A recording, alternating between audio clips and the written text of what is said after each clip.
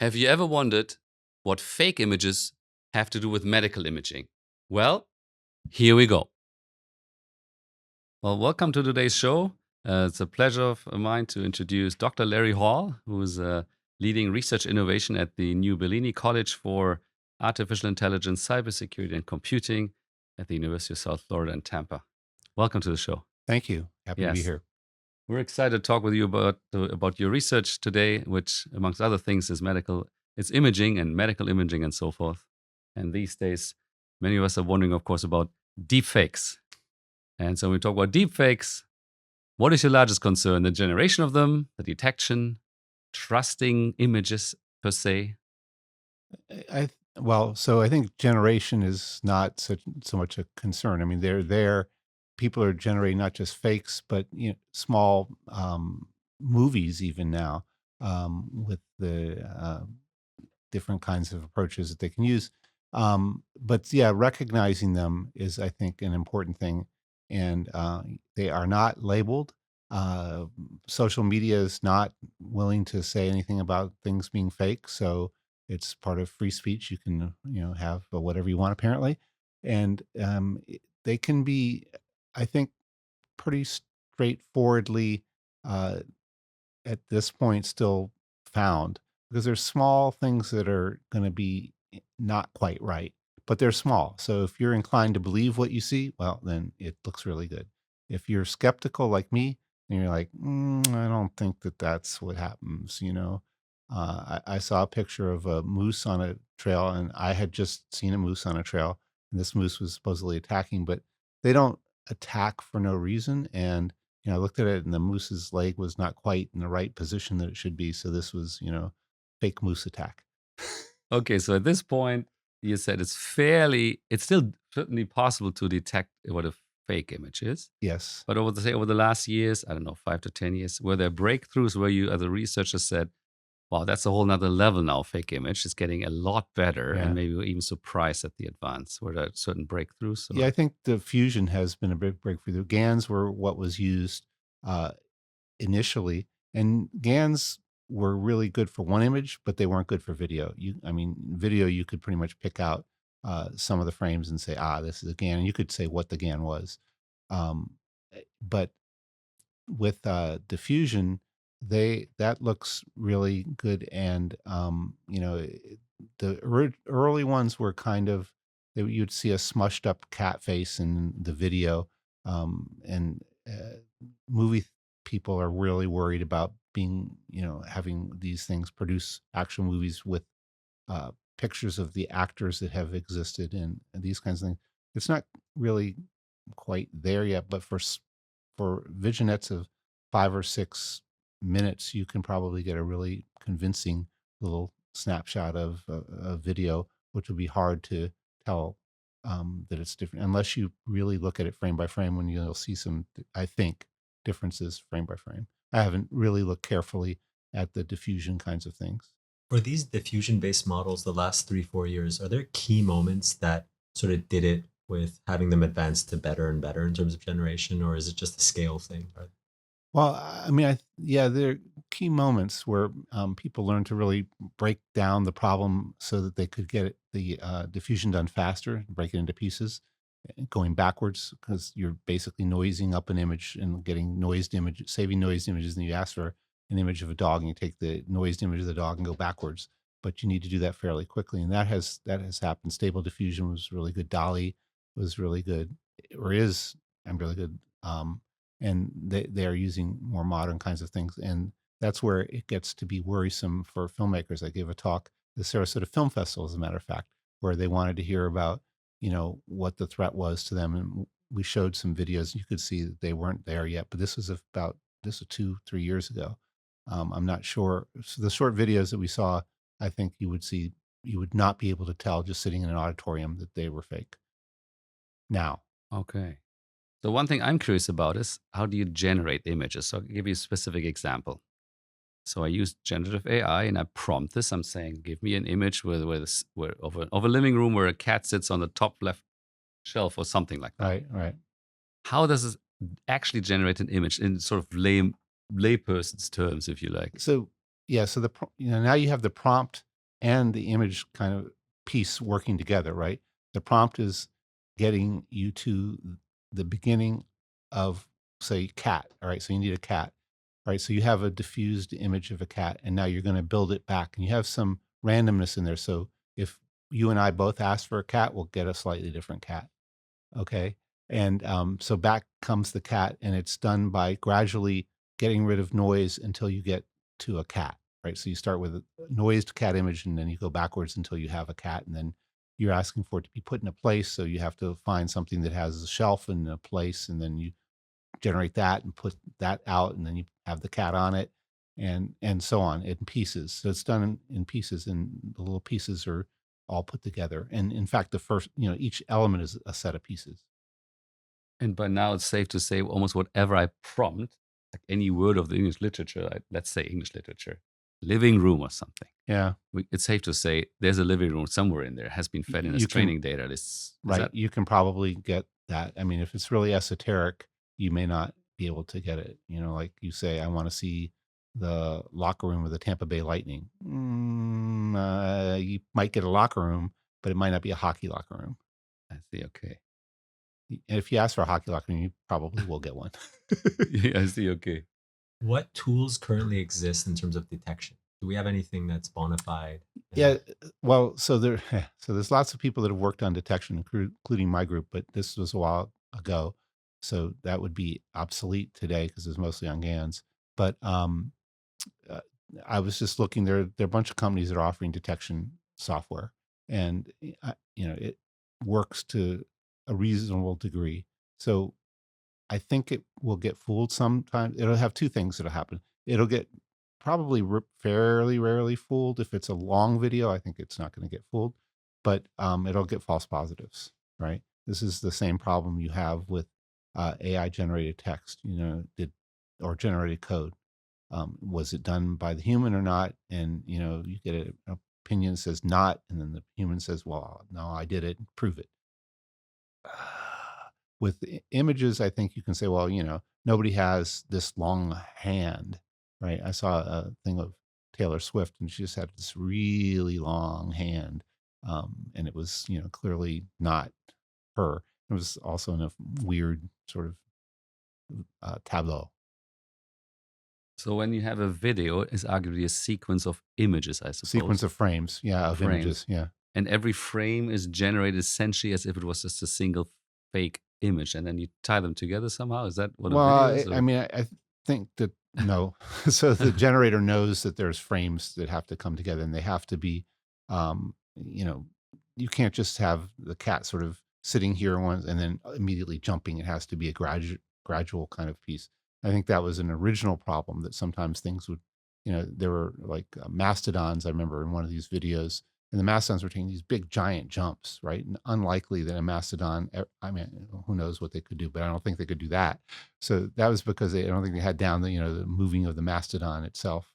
But I believe they have that now. I don't try to generate videos at the moment. So occasionally I'll generate an image just to show people how good they are and see if they can find any holes in them. So basically, if you take two successive frames, in other words, the amount of changes of pixels, if you like, can only be so much in some sense. That how this kind of Yeah, I think in works at the general, end of the right? day. I mean, and They so move. you'll find some incongruous things as you go along. I think unless it's a really good fake video. I think you've alluded to something interesting, and that's that we have, I guess, automatic detectors, which are models themselves, and then we have us humans. We have Yeah. common sense reasoning. What do you think of this? I've noticed that we're also becoming more and more discerning. I remember Sora 2. It was Yeah. very impressive to me for a solid month or two. And then I showed my students very recently, and they sort of considered it okay. Are we getting better at detecting as well? And does that maybe offer some hope in the future of detection? And Yeah, so I think we are. I mean, like, yeah, Sora was at was least really good. That was the one that had sort of this smushed faces of cats, by the way. But yeah, so the people who want to discern them, I think, are getting better. But I think a problem is if you're trying to fool somebody into something that it's pretty good. I mean, I see sometimes on Facebook these uh, images that must not be real to try to sell something. They look really cool, right? And then if you look at it carefully, say, okay, it's not really this person on a whatever it is. For me, it's a mountain bike doing this stuff because the tires suddenly got further apart, just a tiny bit. That's not happening. So you said something important: people who want to detect the difference. I mean, moviegoers, we all know that when we go to movies, often we're exposed to CGI, for instance, Hmm. and we know it's not real, Right. but then we love to see it to be as capable as possible, even though we know it's real, not it's Right. real. So Right. it's almost like an Oscars, if you like, for Right. CGI. Okay. Right. So do you see this happening that we're moving to an entirely different world? You can right now we call it maybe fake video or maybe fake movie, but it could simply become a movie, Right. and people are okay with that. I think so. I mean, when you go to the movies, you're suspending disbelief in some sense, right? Because the movies forget, let's assume they're all with humans and they're all regular sets, right? But still, the sets are a little bit different than the real world, right? We suspend our disbelief. So why not suspend it for an AI generated piece? So things are not quite right. Like, there'll be some minor changes, but if it's an interesting story, and I think this is what Hollywood worries about. If it's an interesting story, maybe everybody's going to watch it, right? And especially if you simulate people that look like the actors they're used to, and which is another issue. With language models, it seems that we had this exponential kind of trajectory of improvement and it sort of plateaued. I'm wondering about when it comes to the generation of media. I think recently ByteDance's C Dance is a really new model from China, and it was definitely still very impressive. It Hmm. really did some. There was a scene on the top of a building between I think Tom Cruise and Brad Pitt fighting, and it's still people are still talking about it. Do you still see that trajectory happening where every 6 7 months we're going to get some very impressive model, or do you sense a plateauing effect that's going to happen too? I mean, based on the way they work, I think there has to be a plateau. Uh, but if you can have something that repairs the differences, a separate kind of thing outside that could repair the differences, then maybe not. But that's a whole different. I don't think well, I don't know what they did in China, but I don't think people are doing that yet. I see. I mean, so one interesting aspect, switching gears maybe a little bit. There might be situations where fake images or fake videos can be useful, for instance, maybe for training Hmm. purposes, Hmm. whatever that may be. A risky situation you don't really want to film because you don't want Hmm. that situation in the first place, whatever. Um, so that takes me sort of over to medical imaging too. So what areas do you see now emerging where fake, you call them fake, I guess, images and videos becoming useful? Well, so I don't know about fake videos, but you, so in medical kinds of things, especially medical imaging, you always have not enough data because there are laws about patient privacy, right? And then patients have to if agree to let their data be shared. And so, can you generate some like images that you can use for training? Right. This has been a long time uh, effort in imaging in general, but certainly in medical imaging to try to generate, maybe with noise, maybe other kinds of things. But you could imagine asking Stable Diffusion to generate a bunch of, say, brain MRIs, right? And you know that it's going to generate different ones, and it has to, say with glioblastomas somewhere. How well will that work? I don't know that people have tried that yet. They probably have. I haven't followed that. That hasn't been something we've tried to do. But and we do more conventional kinds of things, stretch things and add some noise or whatever we may do.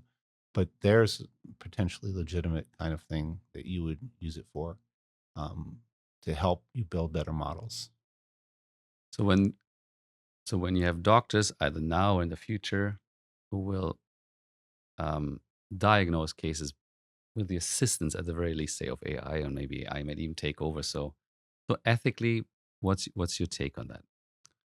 Well, I think the doctor has to, in general, make the final decision, but there are places where you don't have doctors, and having an AI make some decisions is, I think, a good thing. I want to back up, though, and say that most of the AI systems that exist today will work well with one hospital system, at least if they're using images. But if you change if you just get a new scanner, so get a new CT scanner, you're going to likely have troubles. It's not going to be as accurate as it was. To a human, doesn't matter. X-rays are very interesting. So CT is, of course, X-rays, but just plain X-rays are very interesting.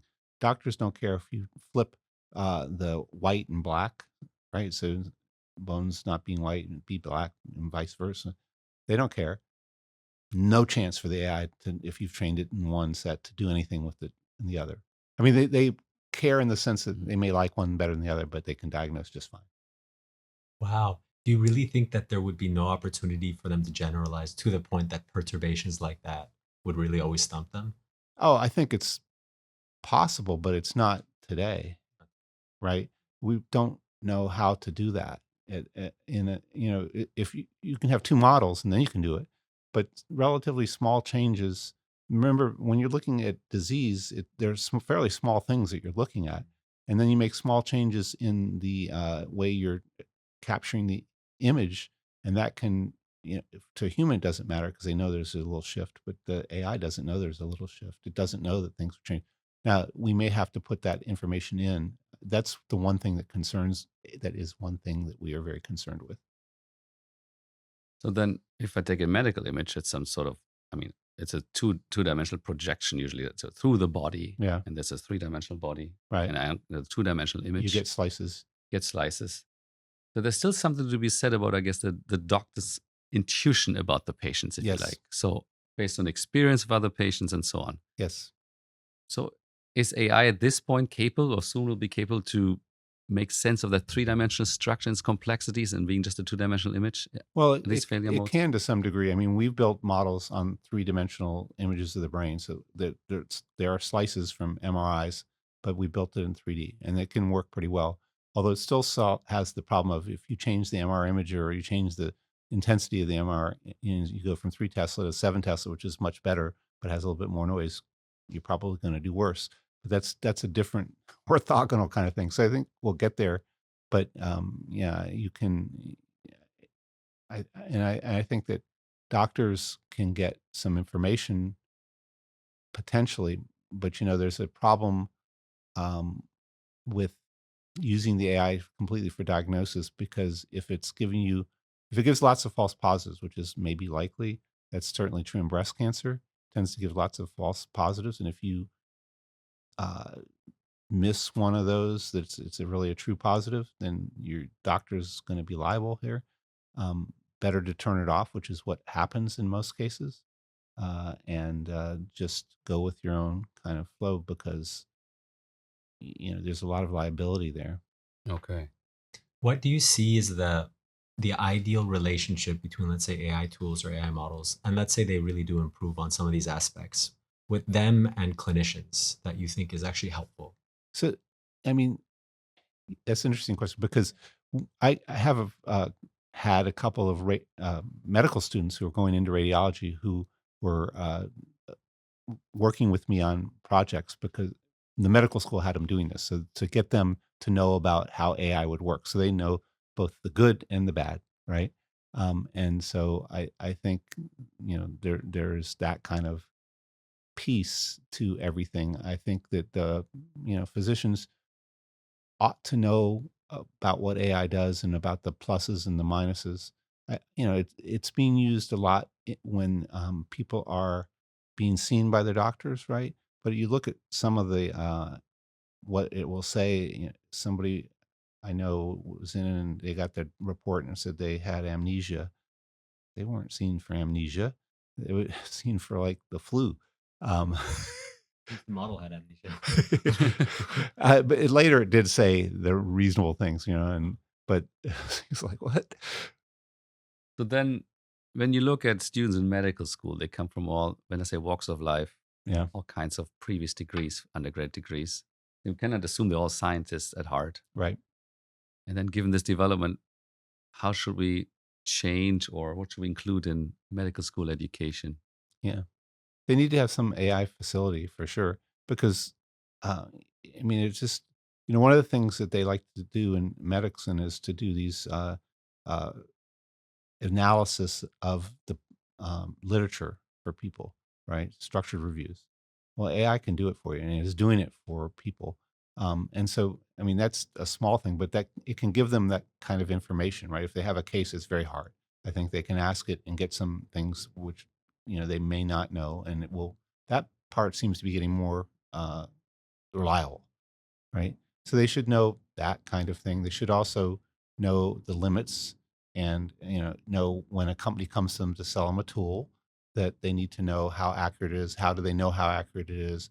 Do they get probabilities of that this is likely a tumor and the probability is this, or does it say why it is claiming that, and saying there's brightness in the image here and there's irregular areas around, but some they need to have explanations.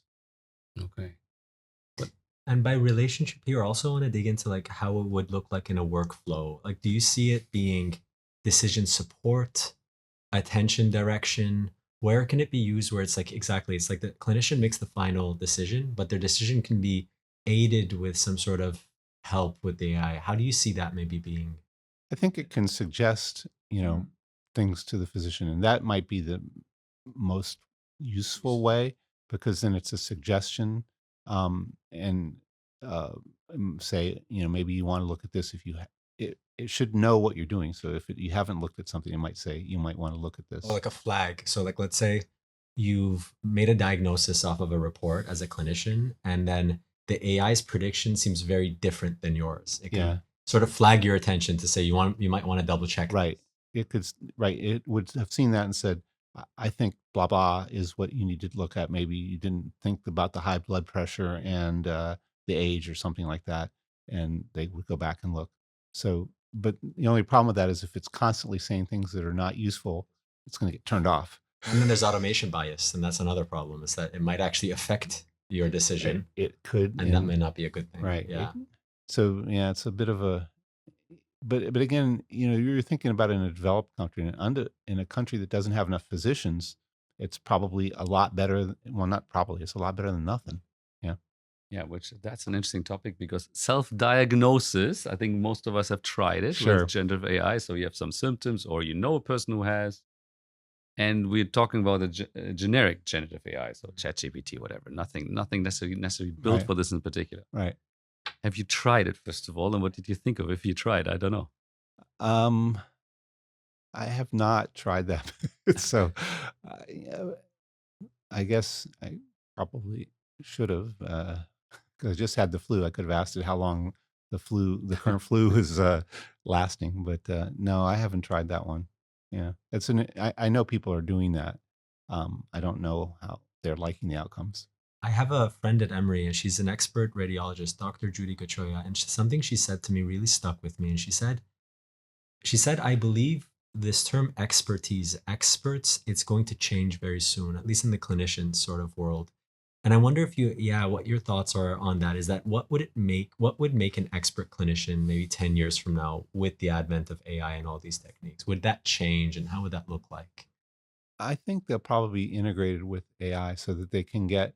Uh, s- so if they talk through what's happening, AI's listening, and especially, I think there's a lot of effort for the people that are in the ICU, right? Because they have huge amounts of pressure and there's lots going on, right? And it's difficult to get everything. So then it can say, hey, this is a red flag you need to look at, right? Those would be very useful. Now, if you're talking about somebody who's a cancer doctor, um, it's not as immediate, but it could be saying, have you did you know about this new treatment that was found in just 2 weeks ago, and it's supposed to be very good for the particular cancer that you're looking at, and they might not know about that, and I think things will move faster, and it can be a reminder like that. That's so cool, because I was in a roundtable discussion and people were saying models have cutoffs, and they're sort of like saying it disparagingly. And then there was a doctor that was like, well, humans have cutoffs too.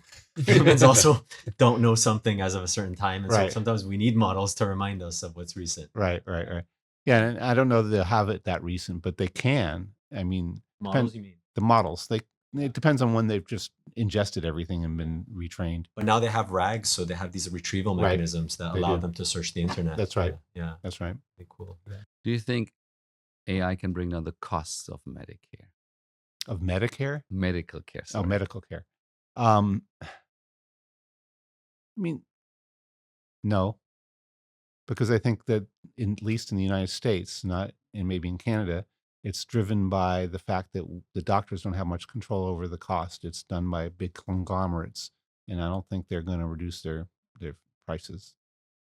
So, and not unless we regulate it somehow. And the U.S. is anti-regulation. So Okay. Maybe enhance at least the service? I And think not it, just in the States. We're talking about the world, right? okay, well, Um, so for places where we don't have this, group that's charging, I think yes, mm, right? When I'm, coming with a U.S. centric view, mhm. so I think sure it should be able to. Um, will it'll maybe let the doctor see if one more patient a day, which can reduce the costs, right? Because they'll be able to get through things a little bit quicker. And they spend a lot of time transcribing what they've done. I think the transcriptions may get near perfect. I mean, they're already lots of places are using them now, Mm. and a lot of them are pretty good. I gave you an example of one that wasn't, but that I'm cherry picking. So I think that's actually a really big thing, and probably for billing also for the that U.S. billing is bizarre, but I think in other countries is very simple.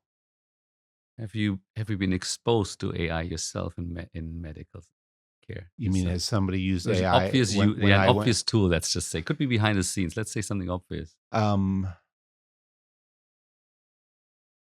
yeah, so I went from a point, and I think that the transcription of what was done was AI. Yes. Okay. Yeah, Yeah. so I know they do voice kinds of stuff anyway, but I think it was because it's very clear and well done. Yeah. I Yeah. think one of the final questions, which we actually asked the software engineer last time, but now we'd like to ask you is what is there something that has you be fearful, and is there something that you're hopeful about with AI, especially medical imaging now that we've talked about it?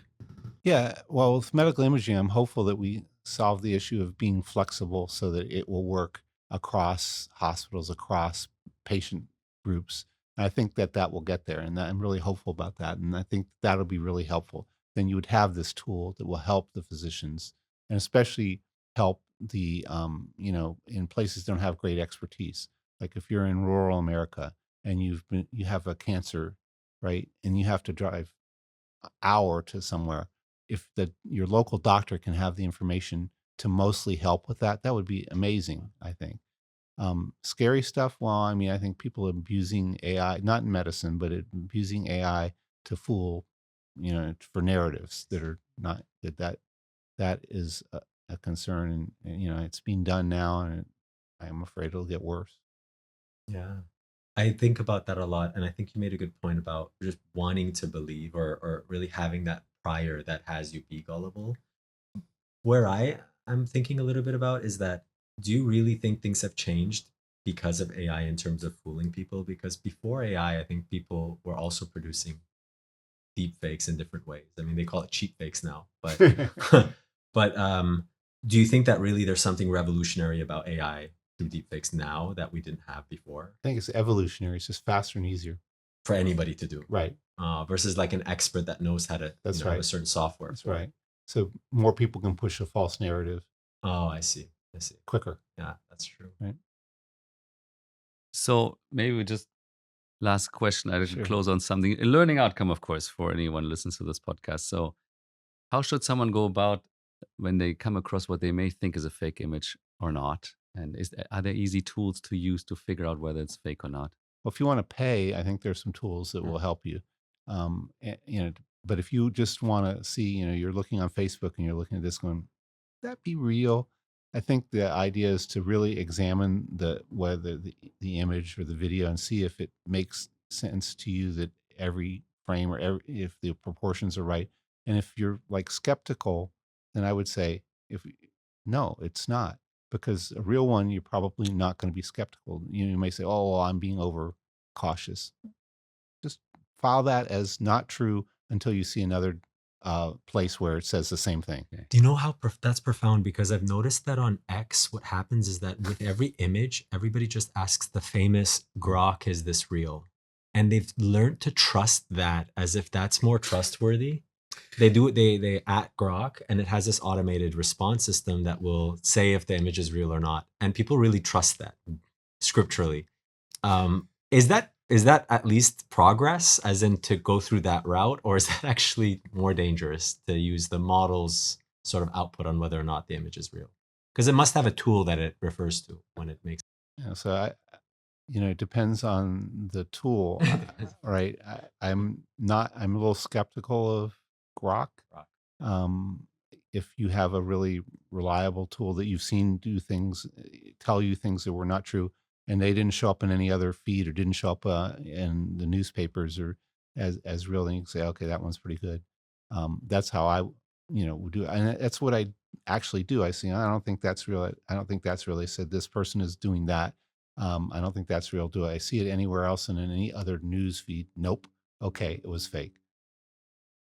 So what happens if I use a particular AI tool to generate a fake image and I feed it right back into it? Or maybe another person, I sent the image to someone, that person uses the same tool, and I say ChatGPT, right? And says, okay, is this The- fake?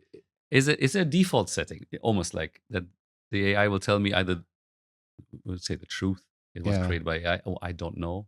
Right. That's a good question, because if it ingests the fake image, then it becomes part of its data set, It should. and maybe it says that it's real, and that's and I would guess that it does, unless people have built a filter to not ingest those kinds of things. Well, thank you very much, Dr. Hall, for joining the podcast Sure. today. We learned a lot about Thank you. medical imaging and deep fakes and so on. So thank you very much. Thanks. A very interesting discussion. Yeah. Thank you. Thank you for joining us.